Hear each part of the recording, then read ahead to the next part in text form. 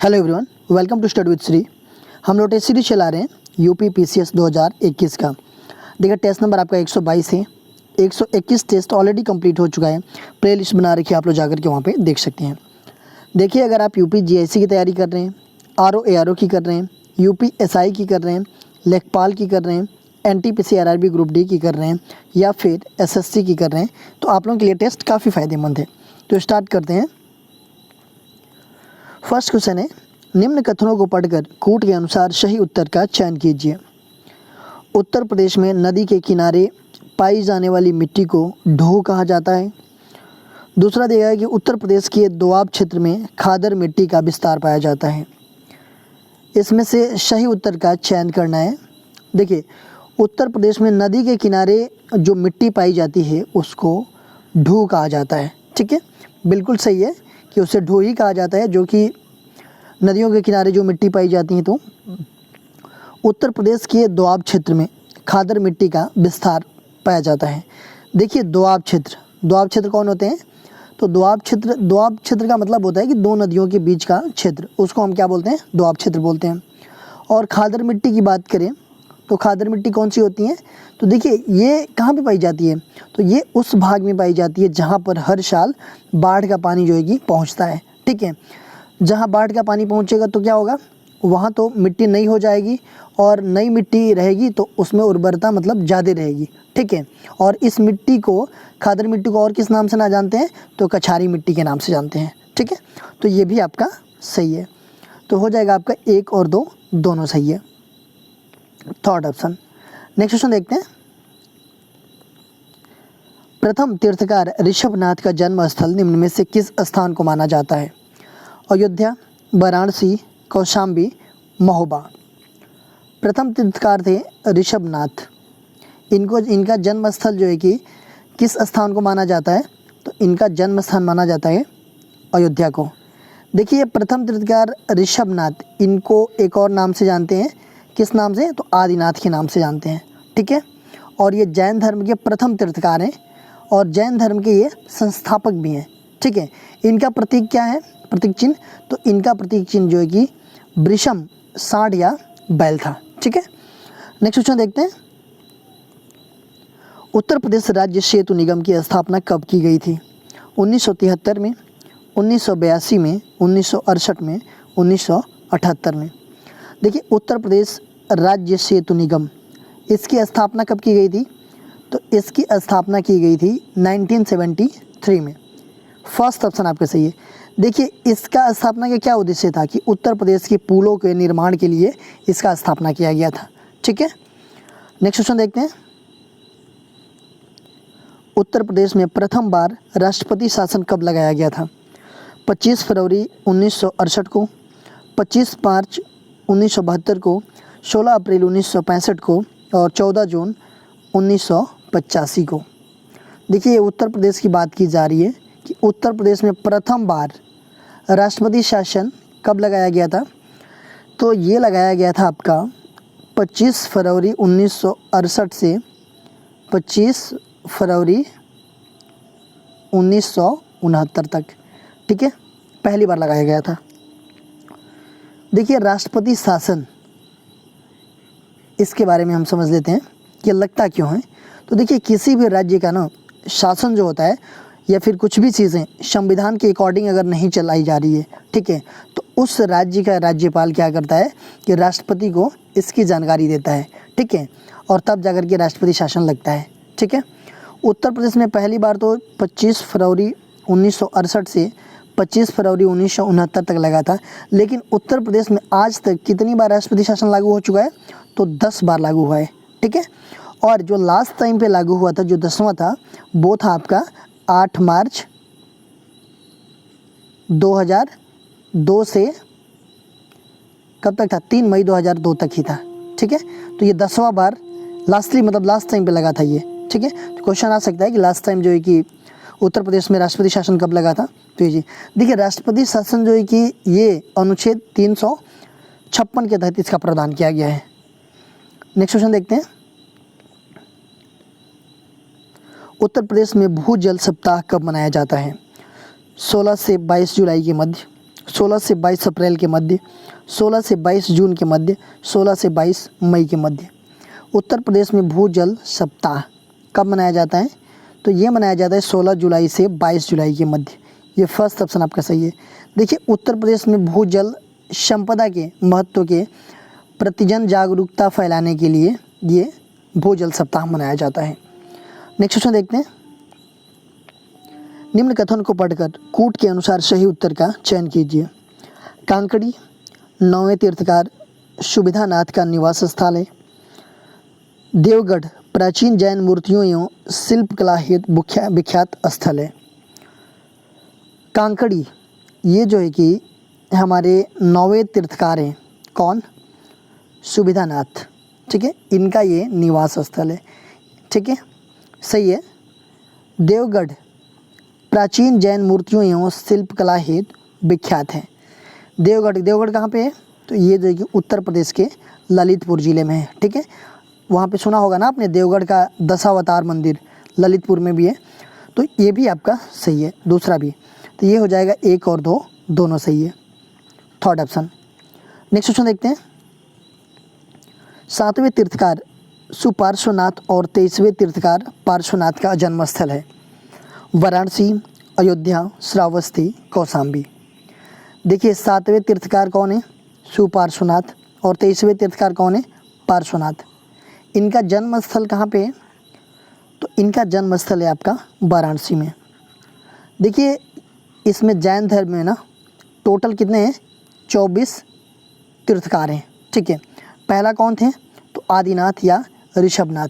इनका जन्म जो है कि अयोध्या में हुआ था। 23वें तीर्थकार जो है कि पार्श्वनाथ हैं। ठीक है, इनका वाराणसी में हुआ था। और 24वें कौन है? तो महावीर हैं। इनका जन्म जो है कि कुंडलग्राम में हुआ था। तो देखिए, पहला, 23वां और 24वां ये इंपॉर्टेंट रहता है। तो इन तीनों को आप लोग याद रखिएगा। नेक्स्ट क्वेश्चन देखते हैं। उत्तर प्रदेश के वन्य जीव विहार एवं जिले का गलत युग्म बताइए। महावीर स्वामी वन्य जीव विहार ललितपुर, रानीपुर वन्य जीव विहार बहराइच, किशनपुर वन्य जीव विहार खीरी और राष्ट्रीय चंबल वन्य जीव विहार आगरा। इसमें से गलत युग्म बताना है कि कौन सा गलत है ये। तो देखिए, महावीर स्वामी वन्य जीव विहार ये आपका ललितपुर में है। रानीपुर वन्य जीव विहार ये कहाँ पे है? ये बहराइच में नहीं है, ये है आपका चित्रकूट में। ठीक है, ये गलत है। किशनपुर वन्य जीव विहार जो है कि ये खीरी में है और राष्ट्रीय चंबल वन्य जीव विहार आगरा में है। तो गलत युग्म कौन सा है? ये सेकंड वाला। अच्छा, उत्तर प्रदेश में टोटल कितने वन्य जीव विहार हैं? तो 11 हैं। ठीक है, 11 वन्य जीव विहार हैं उत्तर प्रदेश में। और राज्य का प्रथम वन्य जीव विहार कौन है? तो चंद्रप्रभा वन्य जीव विहार है। कहाँ पे? तो ये चंदौली में। ये क्वेश्चन आ सकता है। ठीक है, आता भी है। तो एक क्वेश्चन में आप लोग कई सारे क्वेश्चन आप लोग देख सकते हैं। ठीक है, एक तो ये एक लाइन करके आ सकता है ये। ठीक है, कि महावीर स्वामी वन्य जीव विहार कहाँ पे है, तो इनको देखिएगा अच्छे से। सबसे बड़ा हस्तिनापुर वन्य जीव विहार है जो कि उत्तर प्रदेश में है। कहाँ पे है? तो मेरठ और कई डिस्ट्रिक्ट में ये फैला हुआ है, हस्तिनापुर वन्य जीव विहार। ठीक है, और सबसे छोटा वन्य जीव विहार कहाँ पे है? तो ये महावीर स्वामी वन्य जीव विहार है, ये ललितपुर में। ठीक है, तो आपका जो है कि महावीर स्वामी वन्य जीव विहार ये ललितपुर वाला क्या है? ये सबसे छोटा है। ठीक है, और सबसे पहला जो 1957 में वो किया गया था, तो सबसे पहला ये है। नेक्स्ट क्वेश्चन देखते हैं। सर्वप्रथम किस वेद में काशी का उल्लेख मिलता है? ऋग्वेद, सामवेद, यजुर्वेद या अथर्ववेद? सर्वप्रथम किस वेद में जो है कि काशी का उल्लेख मिलता है? तो ये मिलता है आपका काशी का उल्लेख ऋग्वेद में। ये फर्स्ट ऑप्शन आपका सही है। देखिए, ऋग्वेद जो है कि आपका सबसे पुराना वेद है, सबसे महत्वपूर्ण वेद भी आपका ऋग्वेद है, और ऋग्वेद में ही गायत्री मंत्र भी है। ठीक है, नेक्स्ट क्वेश्चन देखते हैं। निम्न कथनों पर विचार कीजिए। उत्तर प्रदेश किसान सभा की स्थापना 1918 में मदन मोहन मालवीय, इंद्र नारायण द्विवेदी एवं गौरी शंकर मिश्र के नेतृत्व में की गई थी। दूसरा यह दिया गया कि कांग्रेस का 5वां अधिवेशन जॉर्ज यूले की अध्यक्षता में इलाहाबाद में 1988 ईस्वी के दौरान आयोजित हुआ। उपर्युक्त कथनों में से कौन सा कथन सही है? देखिए, उत्तर प्रदेश किसान सभा की स्थापना 1918 में किसके द्वारा? मदन मोहन मालवीय, इंद्र नारायण द्विवेदी गौरी शंकर मिश्र, इनके नेतृत्व में किया गया था। किसान सभा की स्थापना, सही है ये। कांग्रेस का 5वां अधिवेशन जॉर्ज यूले की अध्यक्षता में इलाहाबाद में 1988 में आयोजित किया गया था। देखिए, जॉर्ज यूले की अध्यक्षता में जो इलाहाबाद में 1988 में ये अधिवेशन हुआ था, वो कांग्रेस का कौन सा अधिवेशन था? तो ये 5वां अधिवेशन नहीं था, ये 4था अधिवेशन था। ठीक है, तो ये हो जाएगा गलत। तो केवल एक सही है। ठीक है, ये फर्स्ट ऑप्शन। नेक्स्ट क्वेश्चन देखते हैं। प्रसिद्ध सल्तनतकालीन इतिहासकार जियाउद्दीन बर्नी उत्तर प्रदेश के किस जिले से संबंधित थे? बुलंदशहर, मथुरा, आगरा, लखनऊ। तो देखिए, प्रसिद्ध सल्तनतकालीन इतिहासकार हैं ये जियाउद्दीन बर्नी। ये उत्तर प्रदेश से बिलोंग करते हैं। कहाँ से? उत्तर प्रदेश में। तो ये बुलंदशहर, देखिए बुलंदशहर ज़िले में ये बरन नामक स्थान है, वहाँ से ये बिलोंग करते हैं। ठीक है, देखिए बर्नी की एक प्रसिद्ध कृति है तारीख़-ए-फ़िरोज़शाही। इसमें जो है कि 1265 से 1358 ईस्वी तक का सल्तनतकालीन इतिहास वर्णित किया गया है इसमें। नेक्स्ट क्वेश्चन देखते हैं। बेंजीन के कारण किस रोग की संभावना सर्वाधिक होती है? रक्त कैंसर, तपेदिक, टाइफाइड, पीलिया। बेंजीन की बात की जा रही है। इसके कारण जो कि किस रोग की संभावना सर्वाधिक होती है? तो रक्त कैंसर की संभावना जो है कि ज़्यादा होती है। देखिए, ये बेंजीन जो है ना, ये क्रूड ऑयल में पाया जाता है, या फिर ये जो है कि अलकतरा के प्रभाजी आसवन से भी ये बड़ी मात्रा में तैयार किया जाता है। अलकतरा आप लोगों को पता होगा, जो कि रोड वगैरह पिच किया जाता है, तो जिसका यूज किया जाता है ना गिट्टी वगैरह उसमें वो करने के लिए, उसको अलकतरा बोलते हैं। ठीक है, तो अलकतरा की प्रभाजी आसवन से ये जो है कि बड़ी मात्रा में बेंजीन तैयार होता है, और ये क्रूड ऑयल में भी पाया जाता है। देखिए, बेंजीन का फॉर्मूला क्या होता है? C6H6। नेक्स्ट क्वेश्चन देखते हैं। सीसा रहित पेट्रोल में उचित ऑक्टेन मान प्राप्त करने के लिए मिलाया जाता है बेंजीन, जाइलिन, टॉल्यूइन, ये सभी। सीसा रहित पेट्रोल में उचित ऑक्टेन मान प्राप्त करने के लिए क्या क्या मिलाया जाता है? देखिए, बेंजीन भी मिलाया जाता है, जाइलिन भी मिलाया जाता है, और टॉल्यूइन भी मिलाया जाता है। ठीक है, तो ये सभी मिलाए जाते हैं। नेक्स्ट क्वेश्चन देखते हैं। प्रथम बार किस योजना के दौरान पर्यावरण को विकास के साथ जोड़ा गया? तीसरी पंचवर्षीय योजना, चौथी पंचवर्षीय योजना, पाँचवीं पंचवर्षीय योजना, छठी पंचवर्षीय योजना। तो पहली बार जो है कि किस योजना के तहत जो है कि पर्यावरण को विकास के साथ जोड़ा गया था? तो ये जोड़ा गया था आपका चौथी पंचवर्षीय योजना के तहत। दूसरा ऑप्शन सही है। देखिए, चौथी पंचवर्षीय योजना कब से कब तक थी? तो ये 1969 से 74 तक थी। तीसरी पंचवर्षीय योजना कब से कब तक थी?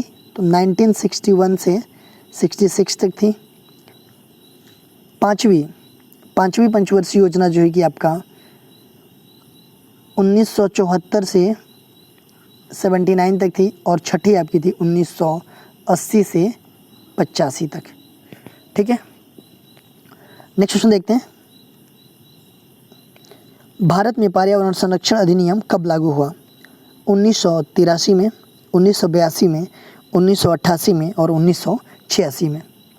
देखिए, पर्यावरण संरक्षण अधिनियम कब लागू किया गया? तो ये लागू किया गया 1986 में। देखिए, पर्यावरण संरक्षण अधिनियम है ना 1986 का।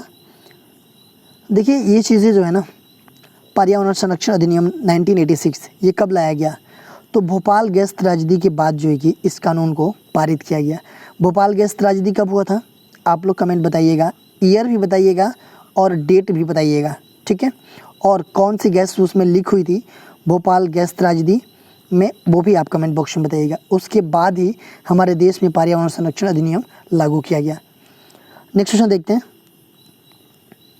वन अनुसंधान संस्थान भारत के किस नगर में स्थित है? देहरादून, लखनऊ, पानीपत, शिमला। वन अनुसंधान संस्थान की बात की जा रही है। ये जो है कि किस नगर में स्थित है? तो ये आपका देहरादून में स्थित है। देखिए, 1906 माने 1906 ईस्वी में इसकी स्थापना किया गया था इम्पीरियल फॉरेस्ट इंस्टीट्यूट के रूप में। ठीक है, और ये क्या क्या काम करता है, तो ये वन से संबंधित सभी प्रकार के अनुसंधान के लिए ये प्रसिद्ध है ये संस्थान। नेक्स्ट क्वेश्चन देखते हैं। निम्न कथनों को पढ़कर कूट के अनुसार सही उत्तर का चयन कीजिए। उत्तर प्रदेश जल प्रदूषण नियंत्रण के लिए अवशेष नियंत्रण बोर्ड की स्थापना वर्ष 1965 में की गई। उत्तर प्रदेश का दक्षिणी में पश्चिमी भाग अपरदन से सर्वाधिक प्रभावित है। सही उत्तर का इसमें से चयन करना है। देखिए, उत्तर प्रदेश जल प्रदूषण नियंत्रण के लिए अवशेष नियंत्रण बोर्ड की स्थापना जो है कि 1965 में की गई। ठीक है, तो देखिए इसकी स्थापना 1965 में नहीं 1955 में किया गया। ठीक है, तो ये गलत हो जाएगा। और उत्तर प्रदेश का जो दक्षिणी पश्चिमी भाग है अपरदन से सर्वाधिक प्रभावित है। बिल्कुल सही है कि जो दक्षिणी पश्चिमी भाग है उत्तर प्रदेश का, ये भाग जो है कि अपरदन से सर्वाधिक प्रभावित है। अच्छा, दक्षिणी पश्चिमी भाग में कौन कौन से डिस्ट्रिक्ट आएंगे, मतलब अप्रॉक्स बताइएगा आप लोग कि दक्षिणी पश्चिमी जो भाग है उत्तर प्रदेश का वो कौन सा है। ठीक है, तो ये पहला गलत है, दूसरा आपका सही हो जाएगा। तो केवल 2 सही है। नेक्स्ट क्वेश्चन देखते हैं। आवासीय क्षेत्र में स्वीकार्य मानक ध्वनि तीव्रता दिन में कितनी है? 60 डेसिबल, 55 डेसिबल, 75 डेसिबल, 90 डेसिबल। देखिए, ये बोला जा रहा है कि आवासीय क्षेत्र में स्वीकार्य मानक ध्वनि तीव्रता दिन में कितनी होती है। ठीक है, तो देखिए ध्वनि तीव्रता का मापन जो है कि किस में होता है? डेसिबल में होता है। ठीक है, ध्वनि तीव्रता का मापन। और सामान्य बातचीत में ध्वनि तीव्रता जो है कि लगभग 60 डेसिबल होती है। लेकिन जो हमारा केंद्रीय प्रदूषण नियंत्रण बोर्ड है उसके द्वारा जो है कि औद्योगिक क्षेत्र में दिन के समय जो है कि 75 dB, ठीक है, और आवासीय क्षेत्र में ध्वनि तीव्रता जो है कि दिन के समय 55 dB निर्धारित की गई है। तो ये हो जाएगा आपका 55 dB। नेक्स्ट क्वेश्चन देखते हैं। जिस रूप में पौधे नाइट्रोजन प्राप्त करते हैं वह है nitric oxide, nitrate, nitride, ammonium. देखिए, पौधे जो है कि जिस रूप में नाइट्रोजन प्राप्त करते हैं वो जो है कि आपका किस रूप में प्राप्त करते हैं, वो क्या है? तो वो है नाइट्रेट के रूप में। ठीक है, ये दूसरा ऑप्शन आपका सही है। नेक्स्ट क्वेश्चन देखते हैं। निम्नलिखित में से कौन सा पादप हार्मोन्स है? Cytokinin, insulin, oestrogen, thyroxine. निम्नलिखित में से कौन सा पादप हार्मोन्स है? देखिए, पादप हार्मोन्स होते क्या हैं ये पहले समझ लेते हैं। पादप हार्मोन जो है कि पौधे में उसकी वृद्धि एवं विकास को नियंत्रित करने के लिए रासायनिक पदार्थों का समूह को ही पादप हार्मोन्स कहते हैं। ठीक है, देखिए पादप हार्मोन्स का एक और नाम है, इसको जो है कि फाइटो हार्मोन्स भी कहा जाता है। ठीक है, तो पादप हार्मोन्स कौन सा है? तो इसमें है आपका पहला साइटोकाइनिन। ठीक है, नेक्स्ट क्वेश्चन देखते हैं। देखिए, ये क्वेश्चन जो है कि आप लोगों से कल पूछा गया था, इसका आंसर आप लोगों को देना था कि चंबल की मुख्य सहायक नदियाँ निम्नलिखित में से कौन सी हैं? चंबल की मुख्य सहायक नदियाँ कौन सी हैं? तो देखिए, चंबल की मुख्य सहायक नदियाँ पार्वती भी है, बन्नास भी है, सिप्ता भी है। तो ये हो जाएगा, ये तीनों नदियाँ जो हैं कि इसकी सहायक नदी है। आज का क्वेश्चन देख लेते हैं। आज का क्वेश्चन है, निम्नलिखित में से कौन सा एक प्राकृतिक फल पकाने वाला हार्मोन्स है? Gibberellin, kinetin, auxin, ethylene. तो प्राकृतिक फल पकाने वाला जो है कि हार्मोन्स कौन सा है, आप लोग कमेंट बॉक्स में मुझे बताइएगा। इसका आंसर मैं नेक्स्ट वीडियो में बताऊंगा। देखिए, आप हमें इंस्टाग्राम पे भी फॉलो कर सकते हैं। इंस्टाग्राम पे हमारी आईडी है स्टडी विद श्री 25। फेसबुक पे एक मेरा पेज है स्टडी विद श्री के नाम से, और फेसबुक पे एक मेरा ग्रुप है UPPCS BEO RO करके। तो आप लोग यहाँ भी ज्वाइन हो जाइए। यहाँ पे भी स्टडी से रिलेटेड चीज़ें पोस्ट की जाती है जिससे आप लोगों को फ़ायदा पहुँच सकता है। दोस्तों, वीडियो अच्छी लगी तो आप लोग लाइक कीजिएगा, सब्सक्राइब कीजिएगा और अपने दोस्तों में ज़रूर शेयर कीजिएगा। अगर वीडियो अच्छी ना लगे तो आप लोग डिसलाइक कीजिएगा और कमेंट बॉक्स में मुझे बताइएगा कि डिसलाइक क्यों किया। वीडियो देखने के लिए धन्यवाद।